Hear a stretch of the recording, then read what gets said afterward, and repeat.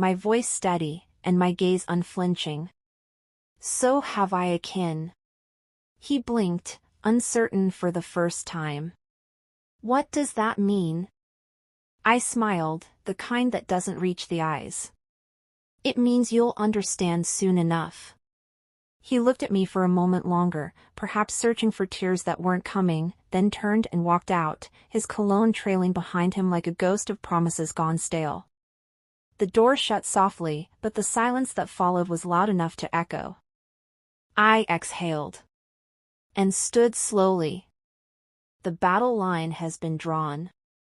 I muttered to myself. "We shall see." I added. Outside, the clouds were gathering, the kind that promised an evening storm. I slowly walked to the window, unperturbed, and stared at the skyline we'd once dreamed of conquering. Buildings we helped design, streets our billboards now adorned. Ajala and Akinwand properties. His name and mine, side by side. Funny how things change. When I first met Akin, he was standing in line for registration at the University of Lagos, tall, nervous, clutching a folder that looked older than his dreams. He had that kind of boyish charm that made you believe he'd figure life out eventually. I did more than believe, I invested in Akin. After graduation, when he had nowhere to go, and nowhere to stay, I took him in.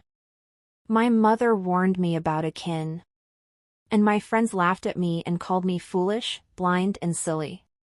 But love has a way of making poverty feel poetic. I remember those years in my small Surulere apartment, peeling paint, the hum of the generator cutting through the night, and Akin sprawled on the couch with job application letters scattered all around like paper confetti of hope. He'd sigh, rub his temples, and say, "Babe, one day we'll laugh about all this. Trust me." He'd say to me. And I'd smile and hand him a plate of rice and stew, pretending not to notice the exhaustion in his eyes. Every Monday, I'd press a few thousand naira into his palm, "Just something to keep you going," I'd say.